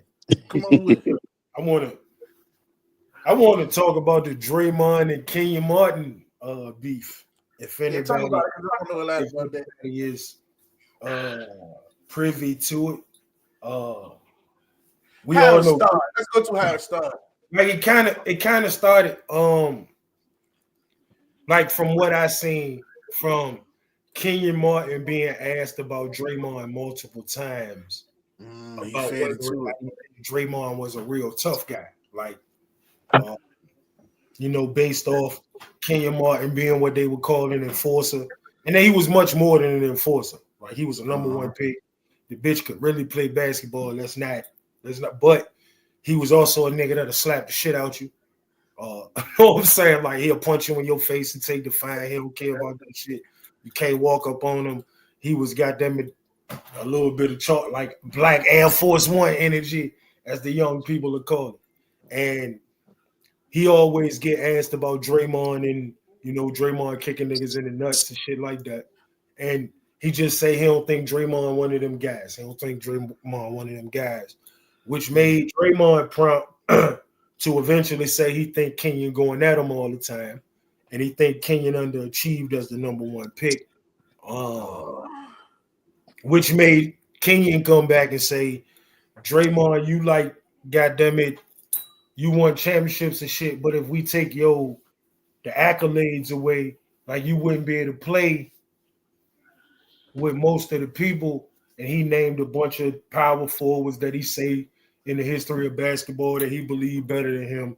And it turned into a conversation to me about like, would you rather be the individual who the man on the team, or would you rather win championships? Because all that other shit don't matter to me. And like for me, like I look at the two players as totally different people because like Kenyon Martin was kind of like the number one option on his team. Like Jason Kidd was the point guard and probably the quote unquote best player, but Kenyon Martin led them in scoring. Kenyon Martin was who they ran their offense. Draymond not even that type of guy to Two total different players. put them like to compare them. But to act like so first let me say this. I hate comparisons, right? I hate it, and I'm gonna tell you why. Because it's only in the black community. Like we hear people talk about how Sometimes much. it's necessary though. Hold on, just hit me up. We only hear black people. We always hear about if Jordan needed Scotty, if Magic needed Kareem. We never hear them talk about if Bird needed McHale or whose team it was or none of that shit. We never hear them talk about think about what I'm saying. Karl Malone like a white guy. Like if you think about John Stockton got the most assists. Karl Malone now like third or fourth in scoring of all time. We'll never say, well, he ain't him because of me, and he was only him because don't nobody do that goofy ass shit for niggas. Well, let me say this: you talking about motherfuckers that need to get erased? You shouldn't have brought Karl Malone up with a 13-year-old. Fuck that nigga. You heard me call him a white man. What the fuck? Fuck that nigga. Yeah, but go ahead. I just thought about it. Yeah, hell yeah. Fuck that nigga. But you see what I'm like? Shorty was like 12 or 13. White people don't get caught up in that goofy ass shit. White people just celebrate greatness, and I try to do the same. And Kenyon was very, very, very good, close to great at what he did, and Draymond great at what he do. And why the hell we gotta make one out to be better than the other one or any of that shit? For Kenyon to create this narrative, like I personally believe, like greatness would have been great in whatever era that it was brought up in. So for people to be like such and such couldn't have played in this era, if he was a great nigga in his era and he was brought up in that era and learned the ways of the game in that era, he would have been great in that era. Like a lot of niggas act like Jerry Rice wouldn't have been the shit in this NFL where they throw the ball all over the field. That bitch had not. I just don't understand it. Like, well, in Jordan era, if Jordan played in this era, he would have came up in this era and learned how to take care of his body the way LeBron learned how to take care of his body. If LeBron came up in Jordan era, he would have played a tougher game because it was a tougher game, and he would have dogged them niggas still. I don't be understanding this shit. Like, I don't understand how you can look at sports and play sports and all that shit and not recognize when greatness is being great. And that shit gonna be great anywhere, bro. Steph Curry couldn't have played in the 80s. Bitch, he shoot from half court. Who the fuck gonna foul him at half court, bro? Like, man. I mean, I'll live with a nigga shooting from half court all game. I'll live with that. Yep. Till he's Steph Curry. No, I'm saying I would like to see his percentage from half court. Like fucking like I'm sure. Would you rather a nigga shoot from half court or from the traditional 3-point line? I'd rather he shoot from half court, is what I'm saying. Man, you know what the fuck I'm saying. I'd rather nigga shoot from half court. If I can shoot from half court, you got to bring your defense out to half court, right? You gonna keep fouling me all the way out here? Because we gonna knock the little nigga down. What? So you just you could do that though. You could do that. You was gonna get called for foul. I mean, but you had goons on the team that was just there for fouling. Yeah. Like that was that nigga's job. So then when he just decided to shoot that motherfucker from 38 feet and it go in, then what? I'm saying you have to live. If a nigga's shooting from that far away, you have to live with it. You just got to try to stop it. What the fuck are we talking about? They live with it now, and he do the shit all the time. Okay, cool, but you still would live with a nigga shooting from that far away versus a nigga just getting a regular shot, a regular 3-point shot. Again, we talk. The nigga's the greatest shooter. He's the greatest shooter of all time. That's not debatable. No, that's what I'm saying. I ain't saying that. Like, fuck, they might defend him different. Cool. He's still gonna be Steph Curry. I think to me, the greatest thing about Steph is that the nigga can shoot like that off the dribble. Facts. That shit to me. That's the toughest part about his game. Like, and the nigga don't stop moving. No, it's a lot of parts of the nigga game that y'all miss, but y'all don't watch this shit. That's another conversation. I mean, I watched Steph carry a lot actually, but that nigga's the GOAT. That nigga's the GOAT. I mean, that's your opinion. He done brought me back but, to GOAT I conversation. do think I do think white people do comparisons, but they do comparisons about shit we don't care about. Like who the best drummer in some fucking band was, or some silly ass shit like that. We don't give a fuck about that kind of stuff. They definitely They kind compare of see they like do it. They kind I've of do it. definitely seen I definitely seen white boys having discussions about who's better, Jordan or LeBron. I mean, they talk about the shit too. Hey You know what man, I'm saying? if he had a fade and said nigga, that's a nigga, bro. He just Nah, oh, whoa, nah. Don't be like that at all, man. Uh, but yeah, if her believe name who. Becky, but she got cornrows, that's not a real white girl. Um, man, I just think, man, whoever you feel like is the GOAT, that's your GOAT. Now I don't even Um, do GOAT conversation for real. I just like stirring the fucking pot. But I can make an argument for that shit. And I think everybody in the GOAT conversation, there's an argument for that can be made. And as long as you can make an argument for a nigga as the GOAT, I don't see how you can convince that motherfucker that he not the GOAT. Yeah, you gotta have some type of logic reason though. It gotta be some type of logic other No, than but other again, than just like a player. But it's only like I only think it's like maybe 7 people who could really have a legitimate argument on why I think he could be or he think he could be the GOAT. A lot of them niggas just It depends on what sport we talking about. I'm talking about, I'm only talking basketball right now. Oh, okay, yeah. Football, I'm about to I say think football. That shit can open up because you got positions. You know what I'm and saying? like so for me, I think if we just did the greatest football player ever, I probably would go with fucking Jerry Rice. But I just think like because his numbers is the most unattainable to me. Like I don't think nobody can ever catch that shit. Like none of That's that shit that's either. that's hard. It's hard to pick one. I can't argue that. I Um, mean, like you say, it's about 5 or 6 names you could throw in there. Once again, y'all say he smoke crack. You can't argue, motherfucker. Throw LT in there. You can't argue, motherfucker. Throw Dion. Even though he was short lived, you can't argue, motherfucker. Throw Bo Jackson. I mean, you probably could say if you say Bo Jackson, you probably could say like one of the greatest athletes, but I don't think you can't call that nigga the GOAT. Like that nigga, like as far as athletes, that I mean, to be able to do what he was doing, multiple sports, like that nigga was a problem. I think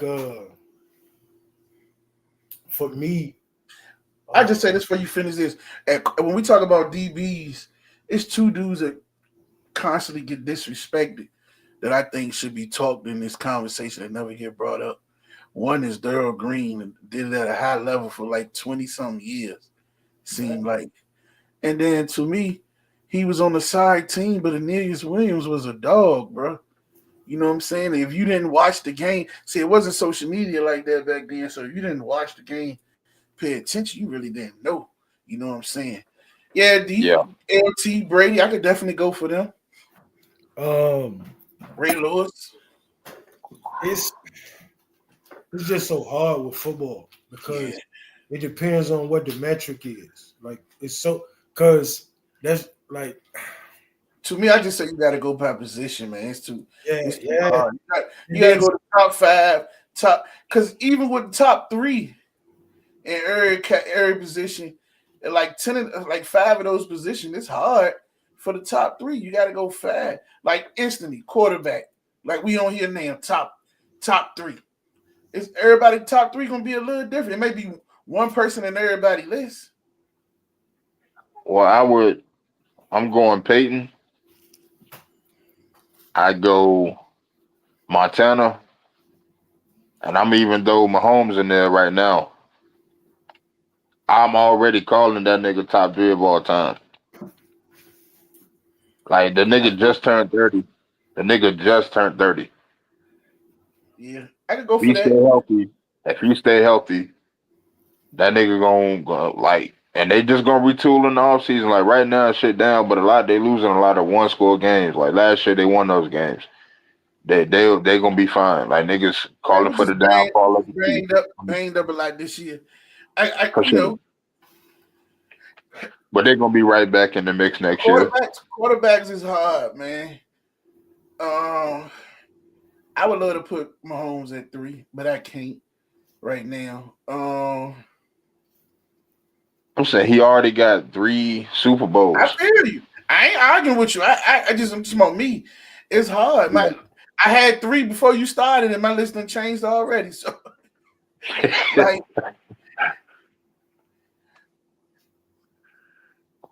Joe, I argue this all the time. I don't know. They close. I don't know if they both make it or not. Um, I'm putting Brady over Manning. Um, and I don't know if I'm going maybe Joe and John, probably my other top 2. You know what I'm saying? Yeah. Joe Montana and John Elway. Now hold on now. Hold on, man. Hold on, man. You sleep on John. John was a bad boy. I'm not saying he won't. Not saying he won't. I've never heard somebody put John other than like people on You're talking to a Colorado. football guy. And remind you now, I'm a Kansas City Chiefs fan, and Denver Yeah, was our rivals. But I'm gonna get that's credit when this dude. That's a bad boy, man. That's a um bad boy, man. Uh, Shit. You got it's another dude, like, just think about the years they ride Warren Moon what he would have done them couple of years in the league. You know what I'm saying? yeah. It's a lot of dudes, man. Like you say, you name of course you name Speaking speaking of Denver, man, I always thought Jake Plummer was underrated. Marino. Who? Jake Plummer. I always thought All he right, was his Brady. running. You say Brady, Marino, and Montana. Jake Plummer, man. Now I Easy. say he was. I'm not calling him the good at all. I say he was underrated. I felt like he wasn't as bad as niggas made him out to be. he wasn't. He wasn't. He wasn't. He was a. I don't When want he to got to Denver, downplay him. he played. When you under Shanahan in Denver, he played. I mean, but a lot of quarterbacks play better with them. Them niggas is Yeah. play He callers for sure. he was a service. He was a decent quarterback. Let me say that. He was decent. He won't trash. Had more scapegoat than people gave him. Yeah, you got Marino. You got to add him in the Clay equation. From a number perspective. Yeah. But I go Peyton. Uh, like me and Mike talked about this not too long ago. But like as far as like the standard of quarterbacking, like from a technical aspect, like footwork, throwing motion, all that stuff, like controlling the game, I gotta go with P. Like Brady, I felt Did like did it was all a that lot of and some. things, huh? I felt like he did all that and some. Well, I mean And threw, Brady, and threw a pretty. They both threw catchable balls. Brady threw a way pretty tighter spur. Peyton Manning threw a lot of ducks. They were just catchable. I think that so I'm what just telling Brady you why he above Brady. Brady above him to me. yeah, ain't nothing wrong with that. Um, I And I think said like you want a bad boy though. I just think the issue I think with Peyton, like Tom Brady, so whenever you got a team that's like a really they're strong defensively and they got like a halfway decent offense. Those teams are typically gonna win those games when you're going against a high powered offensive team and their defense is ass. And I think that's what kept However, running. They kept one way or the other. You can also say shit. Pay Tom Brady, even though you say in the defensive aspect, Peyton Manning played with goddamn Marvin Harrison, Reggie Wayne, Edwin that's what I'm saying. James, I'm saying that's my point. Dallas Clark, all that shit. You Like know what I'm saying? Jeff Saturday. Yeah. I'm saying So that's offensively my wise, he was stacked. that's what I'm saying that like go look through the history of that shit. Like The Raiders coming into that game against the Buccaneers. The Raiders had like I was that 2002 The Buccaneers or the Patriots? Super Bowl. The Super Bowl Uh, when the Raiders played the Buccaneers. What type of offense did the Raiders run? The Raiders. I'm saying the Raiders. No. Statistically, the Raiders had a really good What type of offense. hold on. What type of offense did the Raiders run? You talking about like West Coast? Yep. Right. What's the kryptonite to the West Coast offense?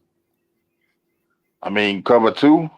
And that's what Tampa Bay ran with Tony Dungy. They played right into their hand. Like it was I feel. Oh, hold on. I'm just saying. With Kerry Collins, that Giants team that year, I think they were like top 6 offensively. They went against the Ravens. What happened? All I'm saying is the Ravens did that to everybody in football, though. we can go the down best the list. defense. That's arguably the best defense in football history.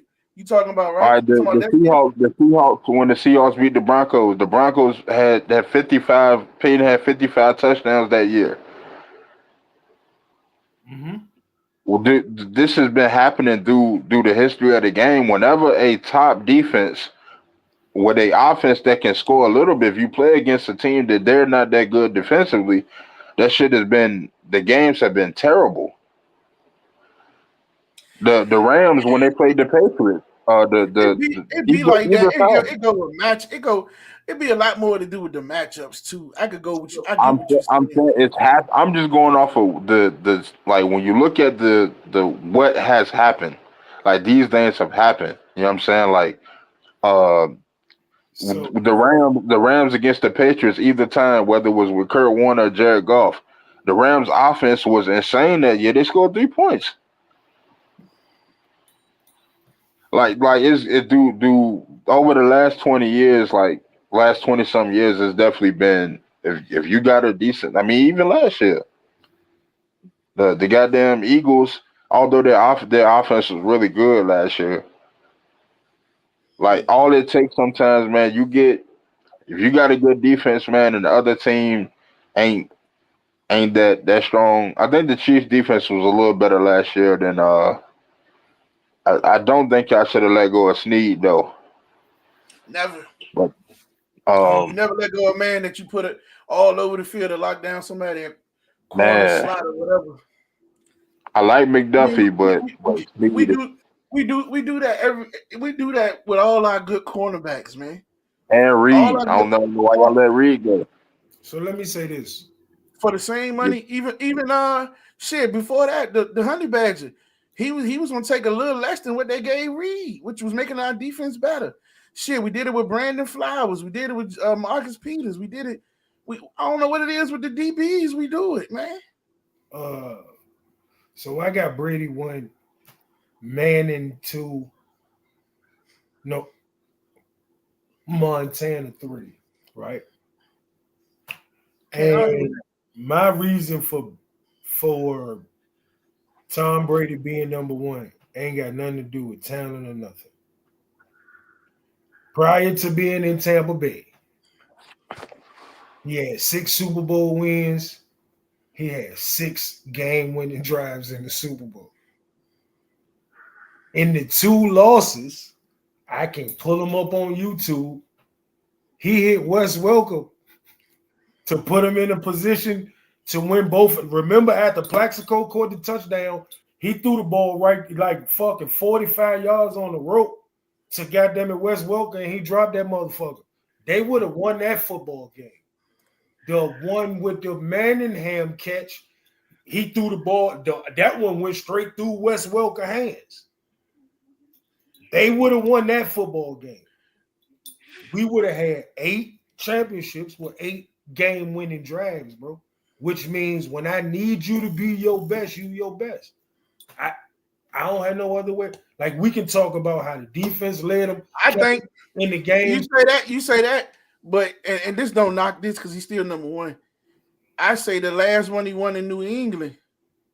No, that's the one that solidified it for me. When he came back from 28 down, that's the one that solidified it. If the motherfucker Ford don't jump off sides, we beat them.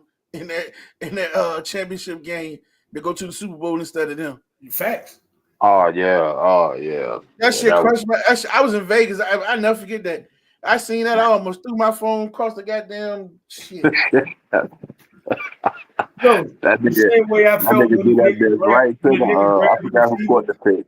The That same nigga way I said, felt when the nigga grabbed the receiver in the first Super Bowl against y'all 3 years ago. Yeah. I truly believe that man get another chance with the ball, we gonna win. Yeah. You know what I'm saying? Like, hell yeah, nah. And for me, that's the beauty of sports. Like, we can talk about the what ifs and this, that, and the thirds of all, but it's what happened that is what make it special. The fact that like nobody remember this. The greatest running game of all time to me is the game when Jamal Lewis literally said, "Hey, tell the Browns I'm gonna come out and break the rushing record today," and then went out and broke the rushing record. Like, you can't make that shit up. You know what I'm saying? Like, that's crazy to me. Like, the stories, the shit that happened in the moment, the Matt Hasselbeck's going, we want the ball first, we gonna score, then throwing a pick six on the first play. You know what I'm saying? Like, you gonna live in infamy for that shit. You goofy. One of my biggest jokes, and of course he died, and I'm a Chiefs fan. He died in his prime. Was when we shut down. We did it several games, but the game against the Seahawks, when we shut him down in the third quarter, and the man was dominating and had 7 sacks. You don't shut that down, man. No, there's another time in sports history where I felt like that. It's only been 2 times in sports history I felt like that. When Derek Thomas did that against Seattle, and I probably was like fucking 13 going, we're not playing no more. Why you not playing?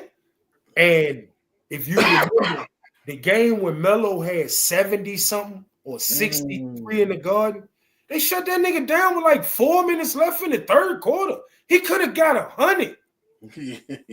He was on fire. Like, you got NBA players in the middle of the game tweeting to the coach, like, put that nigga back in the game. Like, fuck, bro. Like, you don't stop shit like that. You don't do that shit when Chad sent Pittsburgh Pepto. I remember that shit. Oh yeah. It's the stories, man. Like Bird walking into the 3-point contest and saying who gonna finish second, and then going out and winning that motherfucker. Like come on, bro. Like, hey, I gotta get ready to shut it down. My headache coming back. Boy, they just kicking. I can go for that. Good little sports conversation. Yeah, man. Listen, I actually got an idea to jump on. I've been in the crib all day, ain't doing that, so this is my entertainment for the day. Hell yeah, I wanted to. D, appreciate you getting on there. You can get on there. Yeah, man. I know how to get you on there. I gotta have sports conversation. Don't worry about it. I got your ass. I'm about to, man. I tried to look at some of this basketball while we was on. I can't do it, man. This shit trash. Man, Duke won by 1 point. I've been sitting here watching the game. I'm about to watch Golden State, even though I'm watching the Celtics and shit so trash. I can't even remember who they're playing. Looking right at Celtics and Knicks. Yeah. Good game though, 115 to 119. I just can't get into this joint. It ain't the same. I can't. I be trying, Listen, bro. I'm telling you, this is what you have to do, and this shit gonna sound crazy, bro. But I promise you, I'm gonna let you know when Steph come back from injury. Watch Golden State with Steph, bro. I swear to God, I don't care what your favorite shit to watch on TV is. See, I think I ain't got no player I really want to see no more. Like talking about. I swear to God, you watch that little nigga. He is the most entertaining shit on TV. I gotta find somebody young. I gotta find somebody young to come out to watch. I used to like to watch Morant till he wanted to be Pistol Pete. Yeah, he got them a little pistol. Yeah. That's not Pistol Pete. That's got them MC Bang Bang. Goddamn it. Man, his daddy want to be a thug. Everybody, all the money y'all got, y'all. Well, come on, man, sit down somewhere. No, I ain't gonna get into. Yes, I am real quick. We allowed that culture to take over TV, and we make them people think that shit cool. They think that's what the version of being a cool guy is now. Like, We let Jay-Z lie and say 30 is the new 20. So people like his daddy, he 40, but he really like just realizing that he a grown man. Listen, like And he Styles saw P said, and he saw a meal ticket in his son, so he was scared that his son wasn't gonna fuck with him. So he wanted to be more his nigga than his daddy. That Styles said, y'all want to know what's gangster? Showing me them dudes that grew up in the hood, that got no charges, never sold dope, and did all that. That's gangster. That's Well, see, one of the things I think that's fucked up is we say anything gangster these days. Man, what's gangster to me is going and taking care of my goddamn kids. That's not gangster. You know what gangster is by definition? Like, stop trying to change it to sound like some cool shit. No, gangster is on the bad side, bro. You don't want to be that shit, bro. Stop trying to affiliate yourself with some shit. Yeah, we got the street culture in general. We got to learn. Yeah, the street culture is for the streets. You're not the streets. You're not a street guy. You're not a. But like I said, let me get out here. I gotta take some medicine so I can get right before I go. Listen, man, I appreciate y'all getting on. Still, appreciate you, bro. I'll be in Florida next week, but I'm looking to chop it up and still doing while I'm there. I gotta remember to pack at least take a little small set. Even if I do it from my phone, we're still gonna chop it up. Do it. We in Florida, man. D, Kenny, appreciate y'all getting on, man. As we always say, may the wind always be at your back and the sun always upon your face. And may the wings of destiny carry you aloft to dance with the stars. Until next time, keep listening with pleasure. Peace. Peace out.